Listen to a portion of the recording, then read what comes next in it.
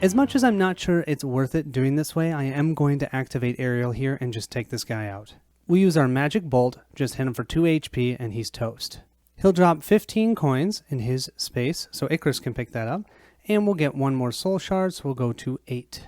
The biggest reason that was worth it was because we get our 4th charge here on our bounty. We need 1 more, and we can actually complete this bounty. I'll then go ahead and move Aerial to here, but I'm not going to do the story event because you know what's going to happen. It's going to be something bad, and I should have done it with Icarus.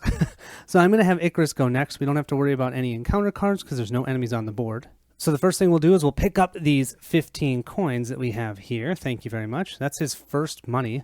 And then he's going to move 1, 2. He's going to take a point of damage in the thorns. Ow. And then he'll do his 3rd step into story event 2.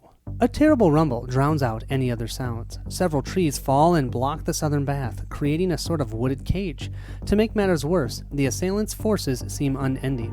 Marcus looks at the flow of enemies coming from the caves and advises the group. We are trapped here. We must clear our way through the wooded barriers as fast as we can. If we're not able to move ahead very soon, we will die. Thanks, Marcus. You're so helpful.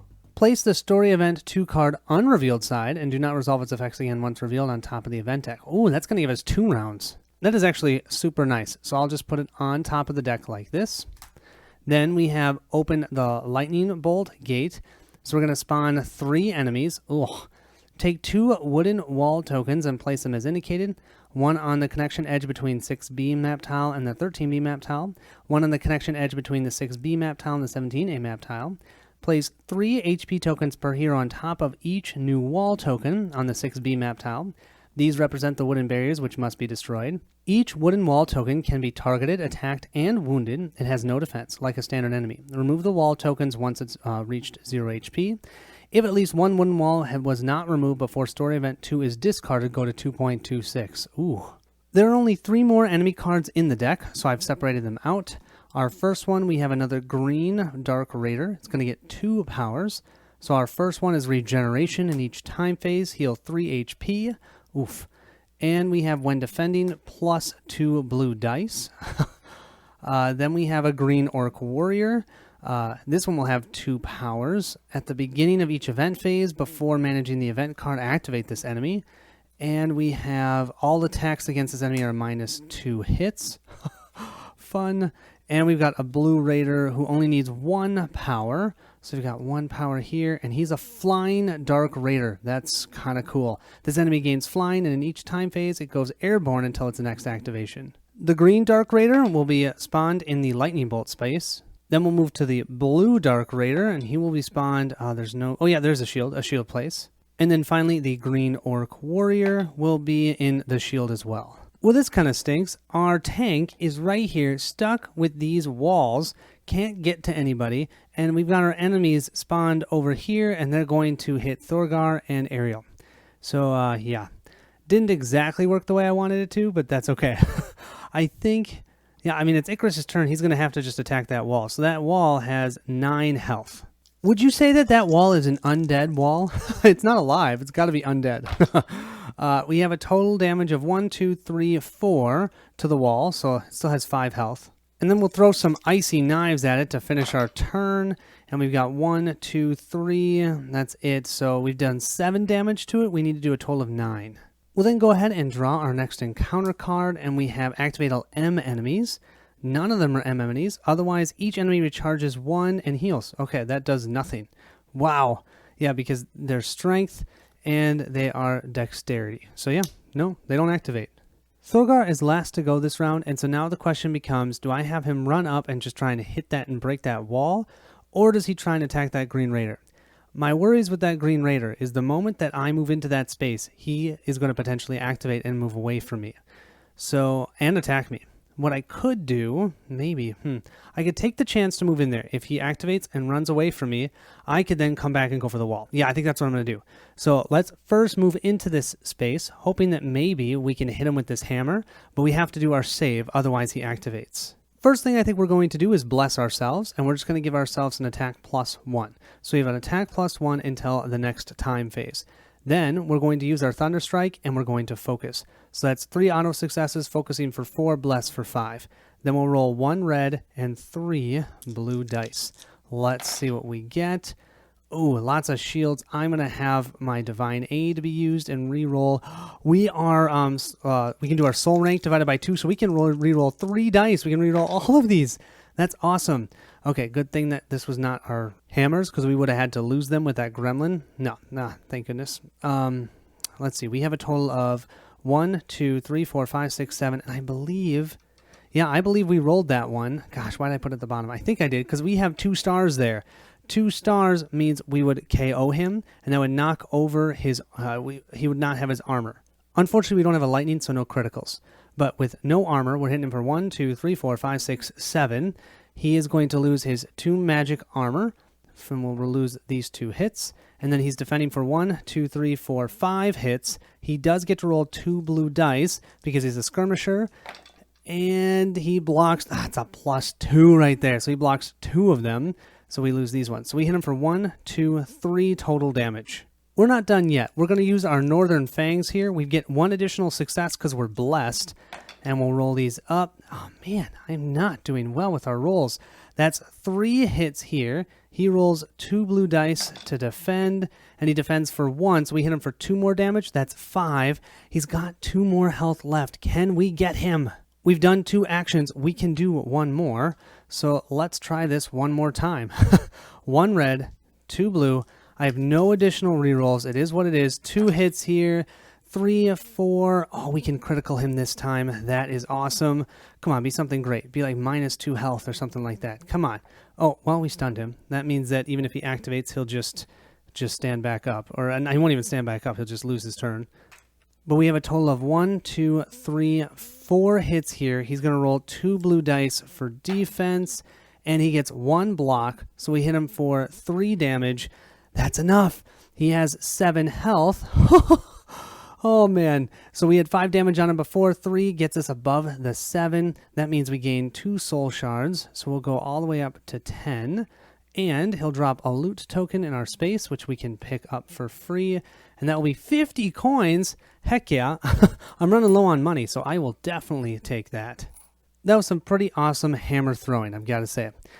We have activate all red enemies, otherwise activate all lowest rank. So that would be the Orc Warrior. He's the one green one left. The Orc Warrior cannot see anyone, so he's going to do the move 2 areas towards the closest hero and then attack them with the hand axe. Hand axe is -2 armor with 2 auto hits. We'll go ahead and move that Orc Warrior 2 spaces. Now we're a little bit lucky here. He can see both of them. You can see here X to X and X to X for Thorgar. So he can see both of them. Ariel has no damage and Thorgar has 1. So his first look is looking for a strength enemy. There aren't any.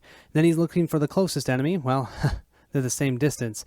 So then what he's looking for is the one that's the most wounded, and that would be Thorgar. So he's going to chuck 2 auto hits at Thorgar, subtracting out both of his armor, but he does have 1 magic shield, so he'll block that one. We just have to roll for the second hit. Thorgar is looking to block 1 point of damage, and he doesn't get it, so he'll have now 2 points of damage instead of 1, because he took 1 there. Then, at the end of that turn, we're going to move to the event phase, but before that, because he is swift, we have to activate him again. And looking here, he's within range 2 of Thorgar, so he's going to attack with the hand axe and then use Battle Shout. Until end phase, I mean, it doesn't matter, because there's going to be no one else in his space, and then we're going to be at the end of the phase anyways. But the big thing is, he is going to attack with hand axe again. So he's going to attack with 2 auto hits, -2 shield. We have our scale armor. We have no magic shield for this. We just got to roll 2 blue dice for the attack. And we get 1 defense there. The other one we miss. So we take another point of damage. That's 3. Moving to that event phase, all we have to do is reveal our story event 2 card. During the time phase, Icarus will heal to full. We'll have Ice Storm ready. Perfect for that poor Orc Warrior. These will all move down to 1, and our Blessing will be ready again for Thorgar. We also need to remember that blue Dark Raider will now be airborne, so only range attacks can hit him until his first activation. Even with this Orc Warrior's hard skin and the fact that he has a shield wall, so he has 1 auto defense, I think Ariel has a pretty good chance of being able to just one-shot him. So let's activate Ariel first and try and take him out. We're going to use our Ice Storm here. We're attacking with 3 auto successes, +1 for focusing for our first action, and another +1 because they are weak to arcane attacks, as you can see here. But then they have a hard skin, this guy specifically, so we get -2 successes. So we're going to roll 2 red dice and 4 blue dice, and this doesn't look too shabby. So we've got 2 here, another hit here, we got another one here. The biggest thing we don't have is a lightning. I was assuming we were going to be able to negate his armor. Oh, there's a lightning. What am I saying? Then we'll use Thorgar is within range 3 of us, so we can reroll 2 dice. So let's reroll these. Oh, that's 2 more hits, you guys. I think we might have done it. So we totally negated his armor. He has 1 shield, so we're going to lose this one. Then we just need to have 6 points of damage. 1, 2, 3, 4, 5, 6, 7, 8, 9. Yeah, I think he's toast. That is awesome. So we are going to gain 2 more soul shards. That'll put us at 12. And we'll drop another loot token in his space. We also just defeated our 5th green enemy. Yes, so our bounty is complete.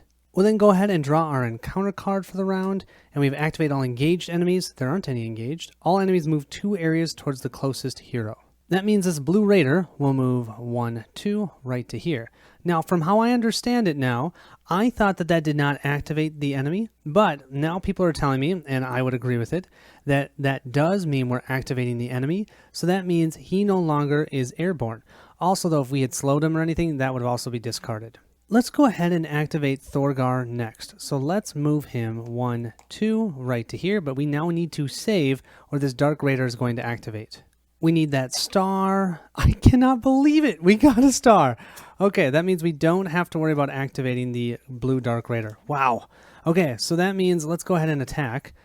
We have our Thunder Strike. We'll spend an action to focus. They are resistant to slash attacks. And remember, we cannot KO them. They're considered flying. So this is a, what is it called? A blunt attack, so we don't have to worry about that. We'll roll our dice. And that's a great hit. 1, 2, 3, 4, 5, 6, 7, 8 damage. We critical him. Holy moly. Let's see what we find. Oh, and he's a blue guy. Maybe we can take him out. He gets -2 health right now, so he has 7 health instead of 9. He's got 2 magic armor, so he'll negate both of these with his 2 magic armor. And then he takes 1, 2, 3, 4, 5, 6 damage, plus the 2 that we have on him. That's 8 damage out of the 9. Yeah, we should be able to take him out. We'll then flick one of our hammers at him. We have 1, 2, 3 hits. We have another critical. So let's draw that. He will have -1. That just kills him right there. He's dead. That's his -1 damage. He's done. He'll give us 2 more soul shards. So we move up to 14 and $20, which we will definitely pick up. And then we also have a loot token in our space. Let's see what we find. And we get 20 more bucks. Last to go is Icarus, and I definitely think I want to get rid of this wall. I'm going to use my icy knives. Is this a good idea? I don't know, but I'm going to use an action. That way I can still have my combat, because I'm planning on moving, and there's 2 more waypoint tokens there, and who knows what's going to happen. So we'll roll this up. Sweet, we have more than enough. We dealt that wall 4 points of damage, so it is totally removed. That was only an action. We haven't used our combat, so then let's go ahead and move. We'll spend 2 of our movement to move here. Let's see what waypoint token 2 gives us. The hero finds a hidden altar among the bushes. The altar is sacred to the Aneris, Enomis, and Mir, the 3 gods who have ruled this world since the dawn of time. Even though the stone altar is partially submerged under a small stream and almost completely covered by moss and ivy, the hero can tell it still emits a powerful celestial energy. Open shrine on the 6B map tile. Oh, we have to spawn 3 more enemies and remove waypoint token 2. Here we have our 3 enemies. I had to shuffle the enemy deck, so they're all going to be ones we've seen before. Okay, we have a Dark Raider, green, and we have a poisonous weapon. All attacks inflict +1, and then poison 2. Oof. Okay, we've got a blue Dark Raider. It's going to get 2 powers. We have our illusionary images, and we've seen that one before, and a glacial weapon. Oh gosh, unless save stun. Ow. And then over here, we have an Orc Warrior that needs 1 power. And we have, if wounded, all attacks performed by this enemy are critical and -1 armor. I almost forgot to mention, when Thorgar took out that blue enemy, he also has enough charges now to be able to give this in for 6 soul shards and 100 gold and a treasure. The Green Raider will spawn in the star location. That's way far away. The Blue Raider will spawn in the lightning bolt spot. And the Orc Warrior will spawn in the shield spot. I feel like right now the game's just throwing soul shards at me. I mean, these guys aren't that challenging to defeat. Those skeletons and the succubus are much worse. So I wonder, I don't know. I guess we'll find out what's going to happen, but it seems like maybe they're assuming you need some more soul shards to catch up, but they're just letting me power through. I mean, I've got 14 soul shards here. I'm 11 away from having 3 of my guys, all 3 of mine, to be at level 3, or level 5. Okay, well, we might as well move here because we can't get to any of the other enemies, and I want to check out waypoint token 3. Destroying the last barrier disheartens some bandits, slowing down their assault.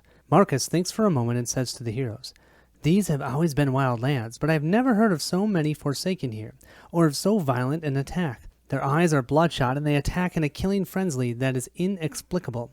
They suffered heavy losses, yet keep attacking, and all for negligible loot. There must be some other reason." I'll remove the lightning bolt spawn gate. I will place the shield spawn gate in a new location and the star spawn gate in a new location. The cleric's train of thought is interrupted by a whisper from the bushes. "I am Malik, and I know the reason. Please spare me, and I will tell you all. I will even guide you to the south before it's too late. During the night, this place becomes a true nightmare." With these words, a thin man dressed like a common thief steps out of the bushes unharmed. Or unarmed. We can either let him talk. Why would we not let him talk? I want to know what the heck's going on. We're not going to kill him. We're not chaos anyway, so we can't. The hero decides to listen to the lowlife before determining what to do with him. "Oh, now that I see you in the light, you're not nearly as scary as Bane Crusher, the evil orc. Well, I am Moloch. This is my name, although I am also known as the Quick. I pledge you my knowledge for a while. If you want to ask about his story, if you want to ask about the ambush, if you think that is enough, let's go ahead and ask about the story, especially because, his story, since I already have it down here. I have only been with the gang a few days. I used to live in Lone Pine, but I decided to move on. Well, one of my customers, a man who died 3 days earlier, mind you, tried to kill me. Dead for 3 days, and there he was, sword in hand. It's a true story, and not a pretty one, I might add. Death walks the streets of Lone Pine. Keep away from there. But yes, about here and now. This place only has one law. If you are the strongest, you command. When I saw you fighting your way through the ambuscade, I understood I had to move on again." We can go to 2.12, and that's the same thing where we can go ahead and ask about the ambush. That's 2.14. "You've been fighting cave raiders. They were just a small band of Forsaken, but in the last few weeks it seems every cutthroat around here wanted a place among them. Something is drawing them, you see. Quite strange. Perhaps it's due to their leader's charisma. Altair, that's his name. His voice is so enthralling, so convincing. He even has a bevy of gorgeous women in his dunghole. Of course, he was not here today, but he won't be happy to learn you killed his orc lieutenant, Bone Crusher. When you entered the area, scouts signaled your presence. Altair failed to leave precise orders about travelers. They are quite uncommon around here. Something must have happened. It looked like the raiders wanted you dead. Your gear, maybe. You look like easy pickings, perhaps. I don't know. But heck, they forced me to attack when the ambush began, and I am not the killer type. I want to live, and I am a survivor. Plus, I know when I have no chance in a fight, and guys, I would have had no chance against you. So, here I am. Okay, so we can go and decide we've had enough, so I'm going to do that. It's the only other thing we can do. That's 2.15. "If you allow me to accompany you, I will lead you on the shortest path out of here towards the south. Plus, I have this vial of something. I don't know. But I have it nearby, and I can give it to you. I do not know what kind of magical concoction it may be. I would be extra cautious in drinking it. Yes, the previous owner, well, he's gone now. Gone, you understand. You sort of, killed him. But I remember he didn't want to drink from that vial. Listen, I have no reason to stick with you. I do not want any share or to be in your party. I just want to get out of there alive. I will help you escape from the Raiders' domain, and I know I have a better chance to live if I stay close to you. So, deal?" We can definitely let him live. We've got let him live or kill him, but we're definitely in the neutral zone. We'll let him live. "Deal." Malik disappears into the foliage, reappearing a bit later with a finely crafted vial containing a glowing liquid. "This is for you, but now it is time to go. My cave buddies will rally soon, and I'm not the farewell type. You know, all those tears and the like. If you want to get out of here quickly, you just have to ford the southern stream." Story Event 3. So, come on, lead the way. I will be rear guard. Malik then retreats, camouflaging among the bushes. The active hero gains the glass vial. Remove waypoint 3 from the quest. Here we have the glass vial. You can see here it says read and apply the glass vial effects described in the storybook. So I don't even know what this is going to do. I love that. Icarus will go ahead and hold on to this. Well, I've made a pretty terrible error, you guys. That 3 waypoint should have been in this spot, not here. But I've already read everything, so what I'm going to do is I'm going to leave the spawn gates open. After I knock down this wall and move into this space, then I'll go ahead and just remove the spawn gates. Sorry about that. I was wondering, it said as the barricade was knocked down. I'm like, the barricade wasn't knocked down. We have not done our combat action yet, and we've only done one action. So I'm going to try and knock this down as Icarus. We use our Avenger Blade twice, so our first time we get a total of 1, 2, 3 hits. Wow, that was terrible. And then we'll use our Accurate Strike and attack it again, and we have 1, 2, 3, 4, 5. 5 plus 3 is 8. Oh, one more and it would have been destroyed. But no, we couldn't do it. We need 9. We'll then go ahead and draw our encounter card, and we have activate all enemies in full health state. That's every single one of them. What's the otherwise? All enemies use their power. Ooh, let me see. Yes, that's actually great. We are going to use our Compass to Nowhere. This thing is amazing. From Icarus. Now that's used up all of its charges. We can't use it anymore. Why that's nice is because for the Dark Raider, you can see here it just says if engaged, attack. Nope, it's not engaged. Same with the green one. It'll say if engaged. Now, the Blue Orc Warrior just says activate this enemy. So it'll just be the Blue Orc Warrior activating, and he right now cannot see anyone. I might be wrong on that one, actually. Thorgar's standing on that. Let's see, because that X is right there. No, we can't, because you see it's going over that part of the wall. So yeah, he can't see it, so he's going to use his plus, which is just moving 2 areas towards the closest enemy. So we're going to have him move into Thorgar's space, and then he's going to get attacked by the hand axe, and unfortunately, he is now dominating Thorgar's because he's considered 2 characters. That means he's attacking for 3 auto successes. We have 1 magic armor to block one of them, and yeah, we can see we have no armor here, so we'll roll 2 dice for the other 2, and we get 1 more point of damage. So that's 4 points of damage on him. Man, we need to start healing him. During the event phase, we'll simply discard our Story Event 2 card, and then we'll go ahead and move to the time phase. During the time phase, we'll get Ice Manipulator back, we'll have Ice Storm go down to 2, Magic Bolt is ready, Accurate Strike will go down to 2, Icarus is fully healed, we'll get 1 Magic Armor back here, and 1 here, and 1 here for Icarus. And I think we're ready for the next round. Let's start by activating Ariel this round first, and she is going to do something a little bit brash. She's going to move here, then spend 1 action with her Astral Cape, and steal both magic armor from that Blue Raider within range 1. Awesome. I think then she's going to move into this space, so Thorgar is no longer dominated, and she is going to attack that Blue Orc. She's going to use her Ice Manipulator. She has 2 auto successes, focusing for 3, and he is weak to arcane attacks, so that's 4. Hopefully we can get this -2 armor because he does have 1 armor. We are going to do the level 3 here to try and stun. 1 red, 4 blue. Let's see what we get. Oh, that's terrible, a gremlin. But these all, you know what? We'll use our Archmage robe to reroll this one. Nah, nothing. Okay. We just totally one-shot this guy. We have 1, 2, 3, 4, 5, 6, 7, 8. It's exactly what we need. We've negated his armor completely with our lightning bolt that we have here. His frenzy doesn't do anything to help him, so he'll drop 10 coins in that space, and we'll gain 2 more soul shards, so we'll go to 16. That 10 gold, I'll go ahead and have Ariel pick that up. And then I'm not sure if I'm stretching this or not, but I think, looking here, we have line of sight still to that Blue Raider, so I'm going to Dancing Lights him, and I'll do the level 2, so he gets -2 to his hits and -2 to his armor. And you can see here that's a free action, so we can do that, and within range 2. And you know what? Why the heck not? Let's Magic Bolt him too for 2 points of damage. The biggest thing I'm worried about is getting stuck up there because we have to draw a new event card this round. We have Activate 1 enemy. So the enemy that she had, or the closest to her, is actually the Green Dark Raider because she doesn't have one. She had the Orc Warrior.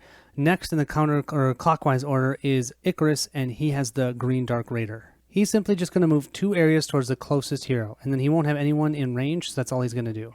He'll simply move to here. We'll have Thorgar go next. I'm going to have him move 1 and actually stop there and then do an action. Normally this guy has armor, so I'm going to go ahead and attack him now when he doesn't have one.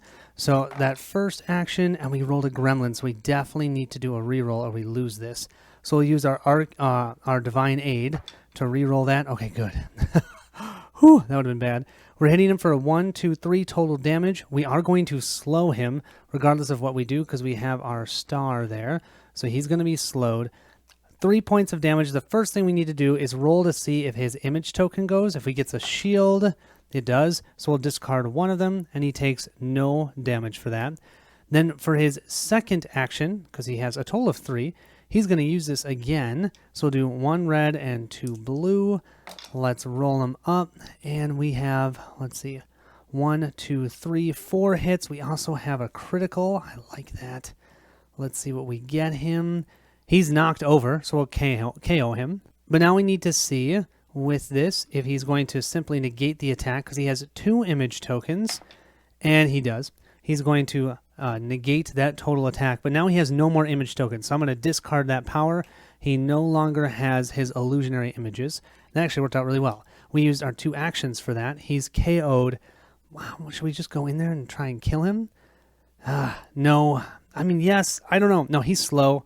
Let's keep moving. I'm just worried about him. If we move in there, we're going to activate him likely, and then with him activating, then we're going to get stuck up there, and our team is split. So I'm going to go ahead and do a final movement. We're simply going to move to here. That's going to give us our 5th point of damage. And then we'll use our 3rd action to go ahead and heal ourselves. We're going to use the level 3 here and heal 4 HP, so we still have 1 point of damage left. At least we were able to slow that guy, if nothing else. And we got rid of his images. So we have activate all F enemies. The only ones that are left, they're considered dexterity. So then we have to do the otherwise. Active hero must shift one of their used powers. Well, the only one we used was our heal wounds, so that's going to go to 3. Bummer. Icarus is last to go, so I plan on taking out this wall. Then I'm going to move into that space so that we can fully resolve waypoint token 3. And then we'll decide what we want to do. I don't even need to roll dice. We'll just use our Avenger's Blade. That automatically will destroy it because we only needed 1 more point of damage.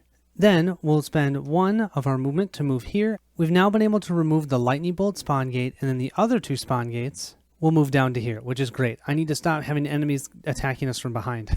This will help our other teammates get over here. So now the question becomes, do we want to tread back over there and help them, or just keep pressing on? And I'm leaning towards pressing on. I think those 2 Dark Raiders, they can take care of them. The only one I'm worried about is that blue one, because he can potentially stun, and we help with the save rerolls. Oh man, maybe we should go over there. No, I'm going to stay strong. I'm going to stay strong. I'm going to keep moving. I believe those 2 can take care of them.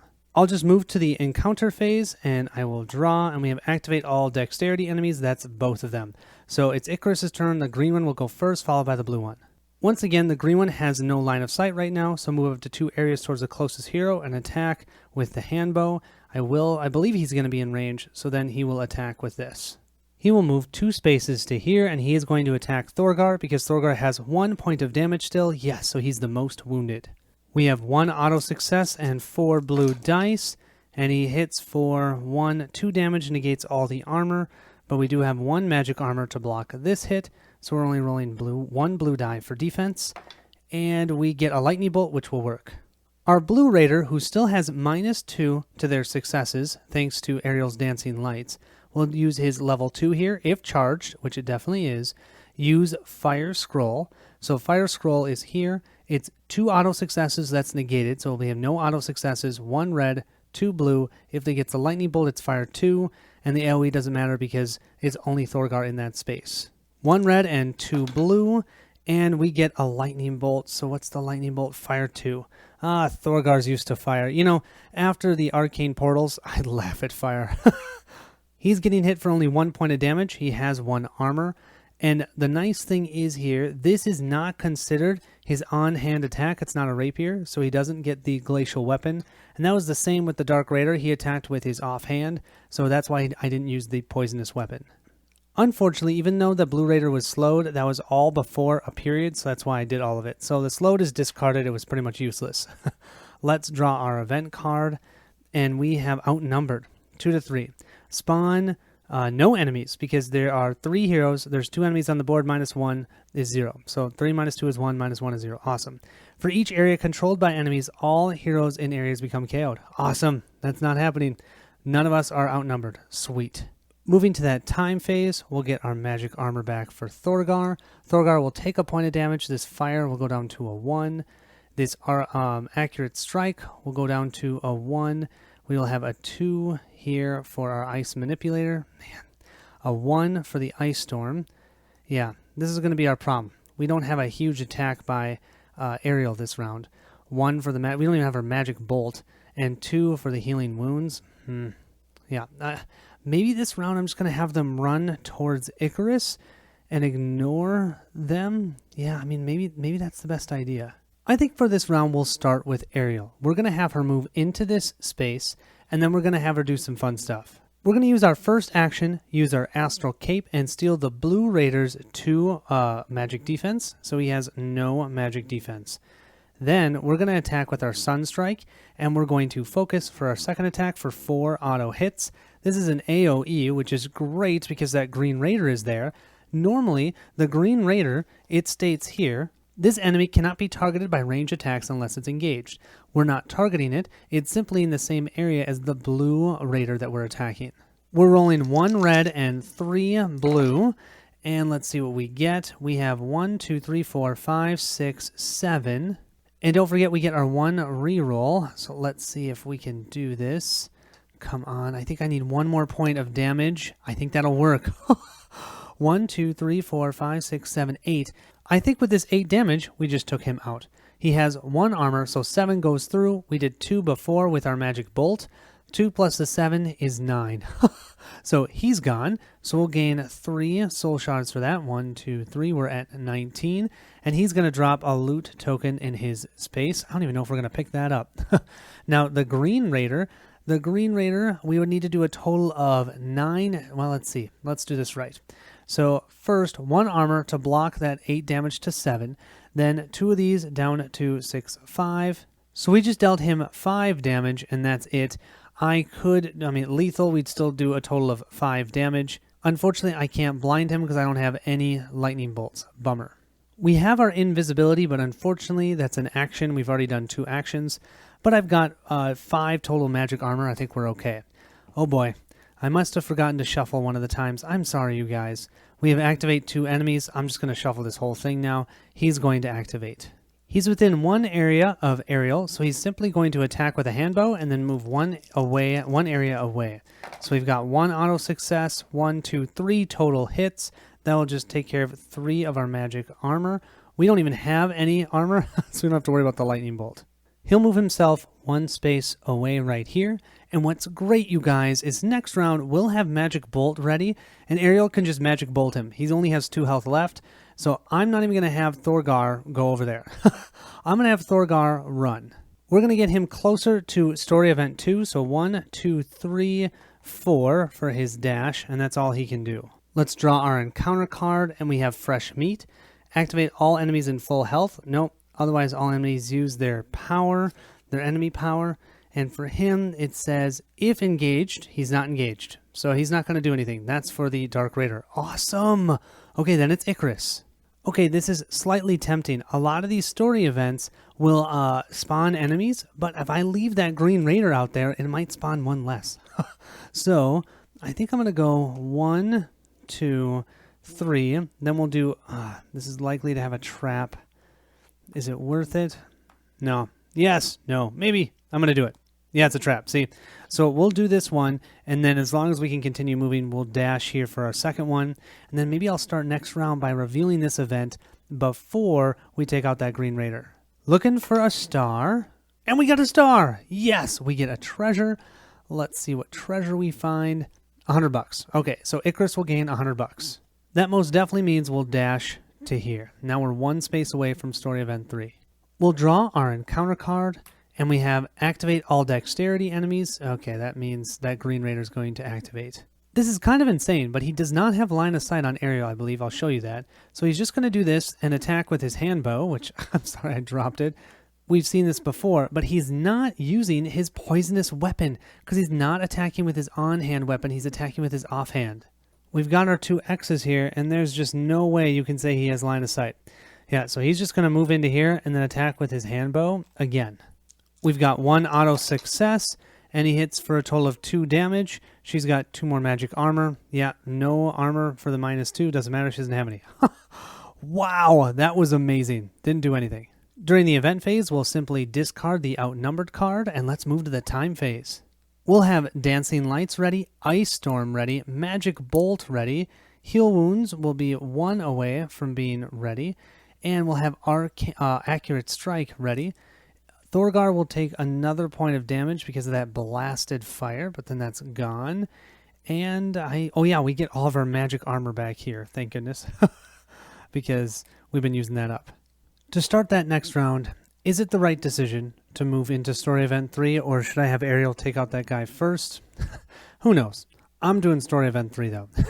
I'm spending 1 action to move here. 1 movement for Icarus. Let's see what we find. The heroes reach the southern border and encounter a man with crossed arms, a sword in his scabbard. He immediately approaches and says menacingly, "You cannot stop the evil from invading these lands. You are but prey crawling towards the center of the web." While the man speaks, Marcus scowls and recites a revelation spell. The magic reveals a female winged demon hovering over the man, speaking through his voice. Discovered, the demon continues with a harsh voice. "You are but weak-minded sub-creatures. Our master is coming and you will perish in flame, you and all your kind." With this threat, both the demon and the man escape among the trees. The party draws their weapons as Marcus rallies them. The raiders of this land have been enthralled by the demons. If we stop their leader, perhaps the bond will break. If not, we'll have to kill all the demons, but there's no choice. They are not defending their lands, they want us dead. We have here, place Story Event 3 card revealed on top of the event deck, place the red Dark Raider in the Star Spawn Gate, place the double seal blue Succubus in the Shield Spawn Gate. If there are 4 more heroes, we don't have to worry about that. Spawn no enemies. Look at that. We don't have to spawn any because we'll have 3 out. Awesome. In the next enemy turn, activate the red Raider instead of drawing an encounter card, and then resume play until there are no more blue Succubi or the red Dark Raider dies. Well, I feel like I made 1 good strategic decision here. So we'll start with the red Dark Raider. He'll get 2 powers. His first one is after defending unless saved, the attacker and all heroes in the same area become slowed. Holy moly. And then his second one will be Sonic Weapon. All attacks inflict -2 armor. And look at that, AoE 1. Ow. Okay, for the Succubus, she'll also get 2. She has the negative aura. We've seen that. If you're in her space, you can't use your lightning or star effects. And then she has a corrosive weapon. All of these attacks inflict +2 lethal, and unless save, the victim discards 1 random item from their inventory. That is horrendous. Here we have our enemies all set up. I will place this story event, revealed side, on top of our event deck up here. We've only done 1 movement here, so I could go 2, 3, dash for 4 because she's in this this space with the shield spawn, and I could attack her. Of course, she's the one resistant to slash. Now I need you to see something about the Red Raider. Hiding. When this enemy spawns, or if triggered, gain the hidden token. While the hidden token is in this space, we cannot directly target him. So that's why I don't want to go over there. But the blue Succubus has this before defending unless saved, the hero's attack causes -2 hits. Also gross. She also could make us randomly discard something, but I don't know what else we're going to do. Let's do it. So we spent 1 action to move here. 1 movement. Movement 2, movement 3, and then we will dash for 4 into her space, and let's attack her. She may be resistant to slash attacks, but we're going to have a little fun here. We have 1 action left, so we're going to use our accurate strike so we can perform an additional attack. That means it's totally worth it, 1, 2, 3, 4, 5, to spend the 5 soul shards and power up our Avenger's Blade. We're also going to get +2 auto successes. So right now, we're a level 4. So 4 + 2 is 6.